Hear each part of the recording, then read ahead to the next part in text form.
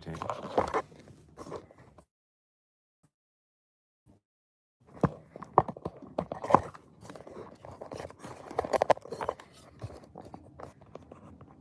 Yeah, I know.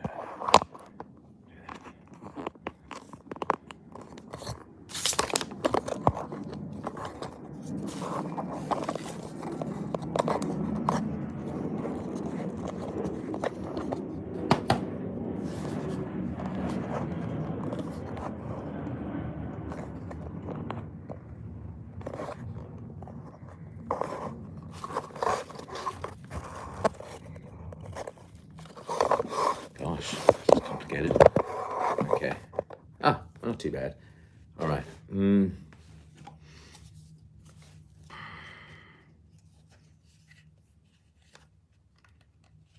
So it's the 7th video, and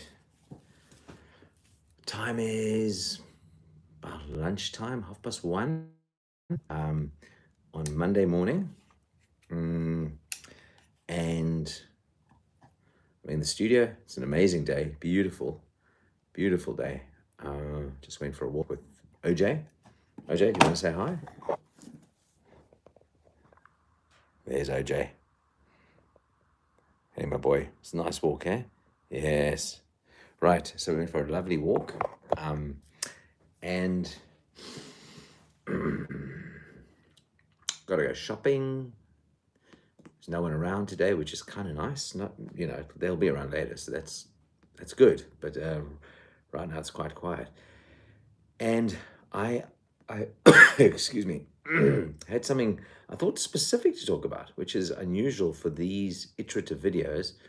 Well, it's not entirely unusual. I mean, go for a walk, or I'm walking around, something occurs to me, and I think, okay, that could fit into something that's worth mentioning. And initially it was just going to be a bit random, like I was just going to be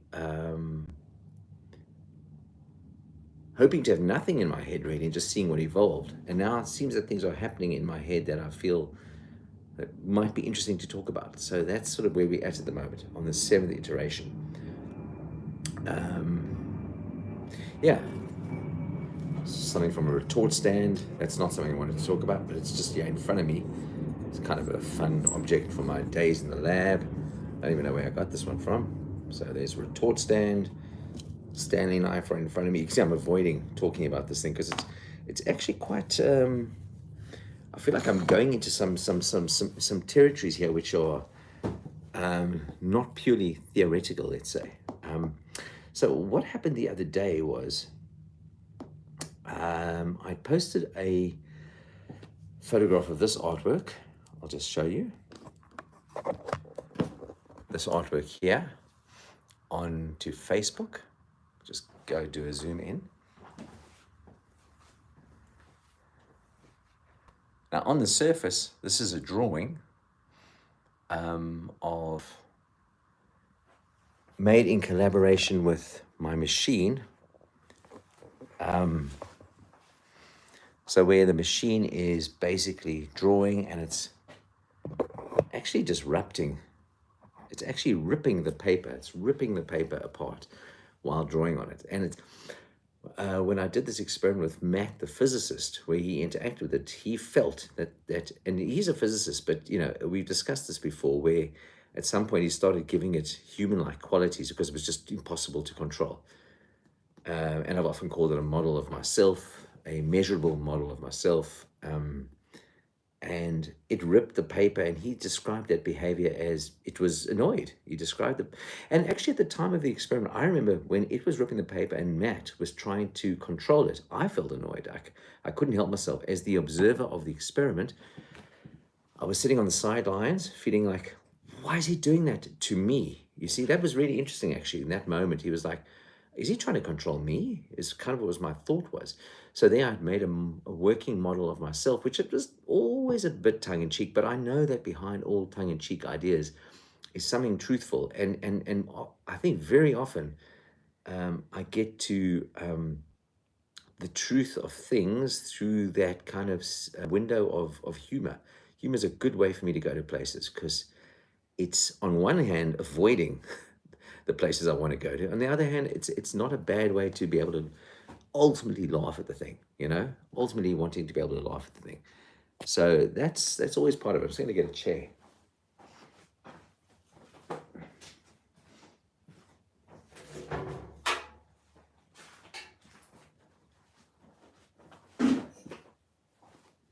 And I mean, just to be totally clear, I love laughing at things. I just think things are funny. Ultimately, we have to be able to laugh at things. Anyway, the point is, this drawing, let's just go there again for a sec, just as a refresher. A friend of mine described it in the comments section. And again, I'll divert for a second, because the other thing that is becoming, or I've intentionally decided, because of through the feedback media and observations that I've been making as I evolve in this direction, is that there's no audience out there, only participants. Might be true in life. Life is a performance. This is a performance, and there's only participants. So anyone that engages is unwittingly or undeniably, unavoidably a participant, and it involves my art making process, and I really want to I want to honor that. I want to honor that every encounter is somehow valuable, even if it seems somewhat arbitrary at the time. There's always something.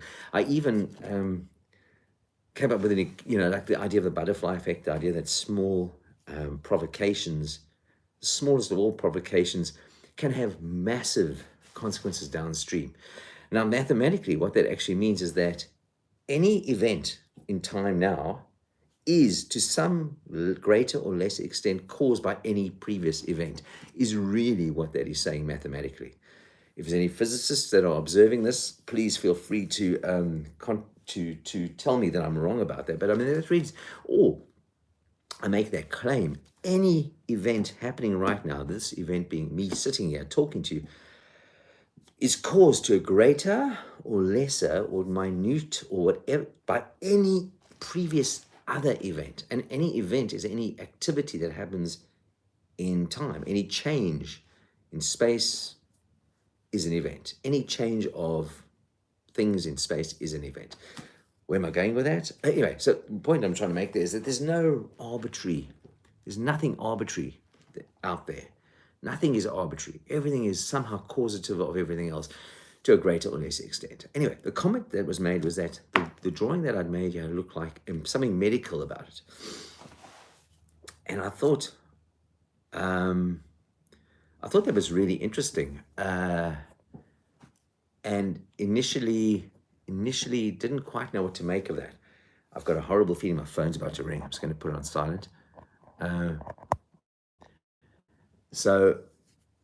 But the comment was made and I just let it sit. And then I started to think about that. I thought, that's really interesting, because the machine is ripping and that was backed up by a second comment, because I mentioned to somebody else on Friday night that I mentioned on Friday night to someone that they thought that what I had done. Hi, you, Jesse. I see Jesse here, which is fantastic. Nice to see you. So I thought that they thought that what I'd done looked like a wound. They thought it did look like a wound. And I thought that was interesting, because, that was something that never occurred to me, and probably because I wouldn't have allowed it to occur to me. So, because then you're going into an area which I think the Gestalt people and other people have always said to me, what's the Gestalt? What's the kind of thing underneath everything you're doing? Yes, it's interestingly, theoretically, mathematically, scientifically, but there's something behind it that's driving it. And ultimately, Jesse, I see you waving. I don't know how to wave back, but I'm actually waving back with my actual hand, even though it's a virtual hand, given that I'm coming at you through a screen. But it is me waving at you. So the point. So yes, what is the Gestalt? What's the thing sitting underneath everything that drives this? What is the wound? What is the thing we're trying to repair? What am I? Let me be clear. Not we, or maybe we, but what am I trying to repair? What is it a metaphor? What are my hands desperately trying to piece together or repair a wound. Is this what I'm dealing with? I don't really know. But it pushed me along a different trajectory where I started thinking more along those lines. I thought, isn't all drawing a wound of a sort? You start off with a situation of perfection, untainted, and you mark it. The Garden of Eden is a great story of this idealized perfection that was marked by the eating of the apple, the rejection from paradise, and then this elaborate, over the top, extraordinarily convoluted way of trying to get back to that place, back to paradise, repairing the wound. So are we not just repairing the wound all the time? I wonder, which then, and what wound am I repairing? I'm obsessed with the fish and the birds of the psyche, and in my own evolutionary, trying to bring art and science together. What am I really trying to do? I don't think that my subconscious is daring to tell me just yet, but this is what this exploration, these, I do believe that these know, right? These hands, okay? They know, but they know that I'm not ready to know it yet in my brain. My brain is way too fragile an object to deal with whatever this thing is that I'm trying to get back to. I suspect. I started doing an artwork the other day. I thought, well, how far can I take that idea? Like, what is this thing that is damaged? So I took, and this is an ongoing project, and I don't know where it's going really, but I took some of the machine drawings and I literally started sewing it together and then ripping it and sewing it together and then ripping it and seeing how far I could actually take this process of when something is so damaged, how can you repair it back together again? Can it be repaired together? And is there opportunities for beauty in this completely ripped thing? And it's the paper to begin with is really, at best, slightly stronger than butcher paper. But the idea that we are holding things together by very tenuous other things is something that I think it almost feels like it's a paradigm. Yeah, we are building, we started with a paradigm, we start, working into it, disrupting it, trying to piece it together, and eventually the thing either holds or it doesn't hold, it moves on to a new paradigm. And it's always somehow, well, the idea that I'm exploring is that we are repairing wounds. This is the idea. Jesse actually says, and I think this is about the point I made, Eda, that every previous event causes every current event. And level of deterministic agree, so I think Jesse's, which I'm very glad Jesse agrees with that, because Jesse is an amazing maths teacher, incredible educator. So if you, Mr. Black, agree with me, I'm really happy to hear that. So this is the project I'm currently doing. Like, how far can you push it? Whenever I'm working on this thing, I think this is a what is this? This looks like if you're walking down the street, you're going to find a piece of rumpled up paper. This is what this is. How far is it possible to actually take an idea like this and piece together something so wounded, something so damaged? And what point do you say, well, it's damaged beyond repair, it needs to be abandoned? So that's the idea I'm exploring, and I know that I'm exploring something about myself. What I also really like is what that then says is, art is usually symbolic, right? And so what this then becomes is it moves a little bit past the symbol to become the thing. So this is actually a wound. This is actually, but it is also metaphor. So I like that idea. I'm trying to thread a needle through thread cotton through the eye of this needle, which kind of feels like what I'm trying to do with this idea. I'm trying to thread this idea through the eye of a needle. So let me see if I can actually do that. Now, I might as well sit in here, work for a little bit while I'm doing this. Come on, you can do it. All right, so that's what I'm going to do for a few minutes. So any other thoughts on that? Love to hear from you. JC, thank you so much for your contribution. I really appreciate it. And I also want to acknowledge in this moment David Solomon, who mentioned this thing about the medical idea. My brother-in-law said, it looked like a wound, he said to me. And then a couple of artists who inspire me hugely. One is my sister, Lisa, who always said to me, "What's the story underneath it? What's the gestalt? What is the, what's underneath it all? Like where is this thing coming from?" She's a very intuitive human being, and I just always wish to acknowledge her. And then an extraordinary artist from Johannesburg, who I've known for a long time, Hedwig Barry, who also said to me, "What's the gestalt? What is the separation? What is the return? What are you looking for here? What is the story underneath the story?" And for that provocation, and Hedwig, nothing you say is trivial to me. So and nothing said is trivial. So I just want you to know that's always something that I I can't get this through. Uh, that I'm acutely aware of. All right, let's see if I can get this. So this process is really what you'd call processive. You know, I'm interested in artworks that evolve, that just kind of emerge over time. I think I got it. And this one is one where, again, I've got no plan other than wanting to keep this object together. Keep it as an object. Like I don't want to throw it away, basically. I don't want to throw this thing away. Again, but like a paradigm. What point do you abandon the project? Is it something that's savable? Are we something that's savable? I don't know. These are the kind of questions that occur to me. So then it's just really iterative. It's just like, something is very satisfying actually, because it's, again, went right through. I'll point the camera down. Yeah, can you see? Yeah, so basically it's just this iterative process, and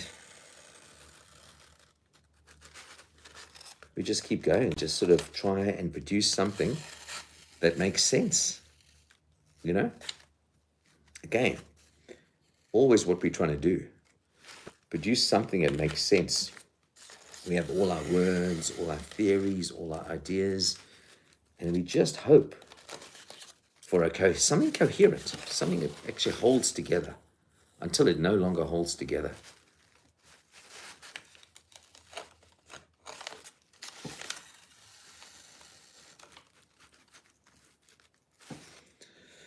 So there are the lines that the drawing machine makes, that the Evolve makes, and then there's the lines the sewing makes. So the lines of the drawing machine are not my lines, but they are my lines because the drawing machine is a model of myself.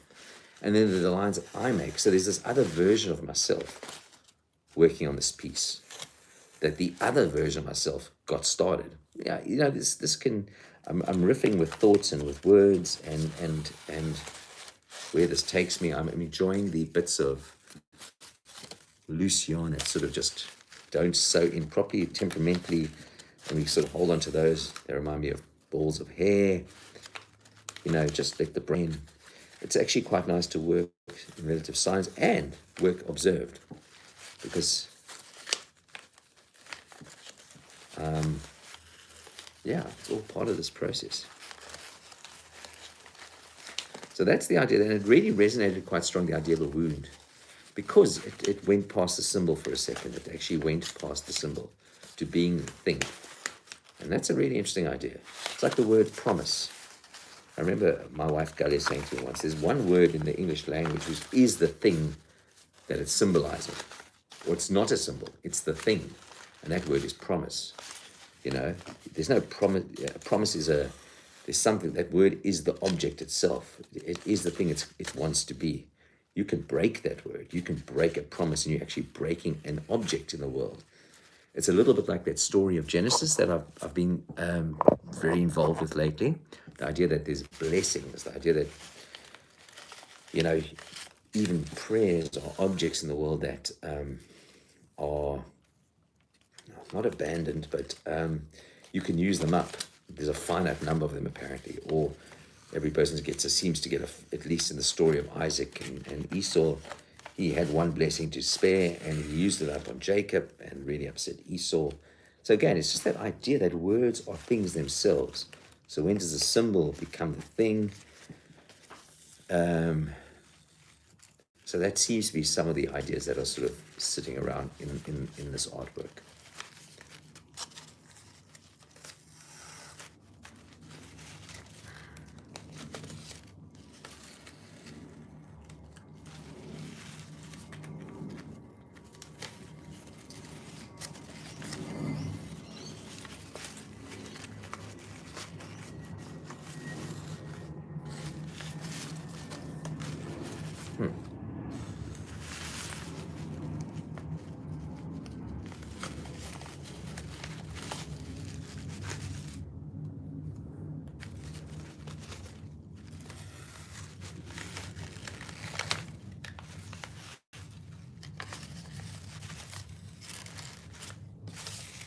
So it's very structurally very unsound. But at the same time, it's also got quite a lot of structure. All this yarn is holding it. And eventually, at some point, you could say, if this thing is saturated with yarn, it'll just be yarn, and the structure underneath, no matter how weak it is going to give it structure. That actually takes me back to an idea that I've had for a very long time. It's almost one of my first ideas. I was walking around campus, probably about about 98 or even 2000, 2002, I would say, 2003, 2004. And the idea, this phrase came into my head, and it was the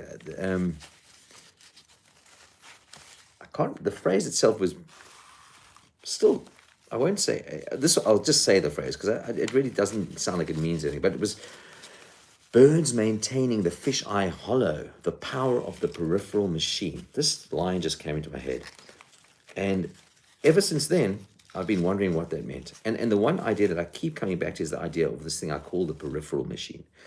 The peripheral machine is at the heart of everything. It might be this extraordinary kernel of an idea. An idea is not even as Plato would say, it's this idealized thing. The moment an idea hits the world, it kind of comes undone. It can't really hold itself together because the world is messy. But anyway, this phrase, the peripheral machine, has sat with me for a very long time, and it has started over the years to represent the idea that at the kernel of everything about us is these beautiful ideas. And then we can even say, like, religion is one of those ideas, but then we build structures around to hold the idea. We keep encasing the idea in more and more structure to protect the idea, to edify it, to give it, because we're an animal that actually has ideas and is prepared to die for ideas. I mean, it's an extraordinary thing. But after a while, we start to die for the edifice, for the structure that's protecting the idea. And no, the idea, we sometimes after a while might not even know what the idea that we're protecting is anymore.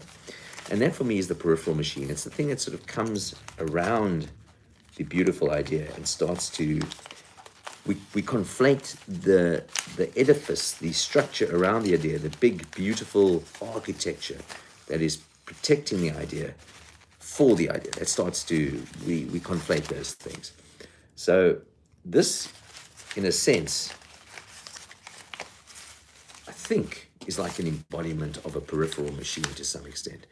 Or this thread is trying to edify the idea, this delicate thing that is sitting underneath everything. And then when that string is no longer capable of holding the idea together, or no longer, what will then come and protect the next layer? So, these are the ideas that are sort of babbling around my head as I do this work. The idea of this thing called the peripheral machine. I'm not sure articulated it very well, but it's one of those recurring ideas. The idea that what is it that we're protecting? What ideas are we protecting and how we protect them? And what, we see in our political systems. The idea becomes almost more important than what it's representing, which is really a profound thing about humans. We really just are the only animal that's prepared to die for an idea. And that's a good thing to some extent, because it's made us incredibly creative storytellers. We're storytellers. We really believe these ideas. Sometimes to our detriment, but very often takes us to extraordinary heights. So, it's not something I'm dissing. It's just a phenomenon that is what we are. I think what I'll do is I'll sew till the end of this thread, and then we'll call it. Probably need to go to the shopping, grocery shopping. Taken OJ for a walk, which was nice. Just enjoying a fairly nice morning in the studio, just getting a few things done. Yeah,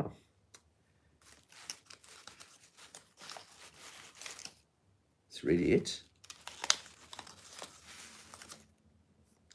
I mean, it's a really, I don't quite know how, if I ever decide I want to show this, well, I'm showing you this, but I'm not sure how I would go about showing it, but I just like the idea. I think the idea resonates. Like, how far can you push? There's a Japanese art form, I think. I can't remember what it's called. It's a ceramic where the cracks, the damage is filled with gold and made to be the beautiful part of it. And that resonates. The wound is the thing to celebrate. Because look, let's face it, it is the wounds that make us interesting, that make us what we are, I believe. Because how we try and repair those wounds, that delicate, fragile state, how we try and repair it so that we can operate in the world, very often just gives us beautiful people, beautiful, expressive, gentle. This is how we are.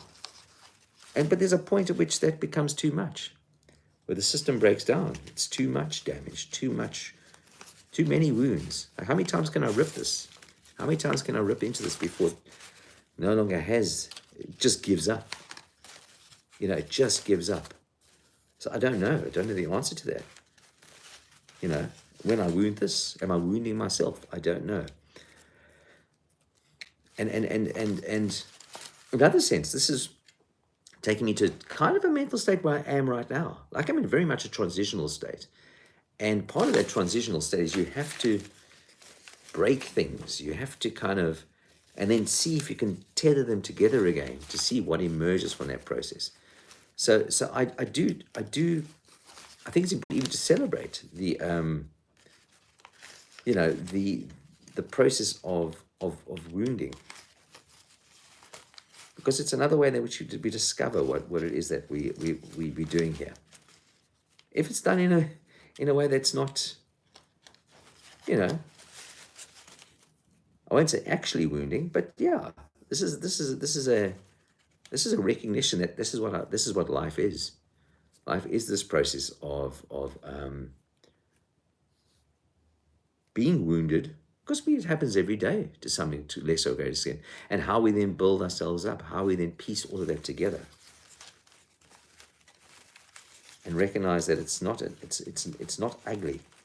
It is edifying until that edifice becomes all that you are, and then you possibly undone what the wound can give you. I'm going to cut this off now. Even just to kind of remove the cotton from I have to wound it to some extent to take it where else I need to go with it. All right, I think that'll do for now.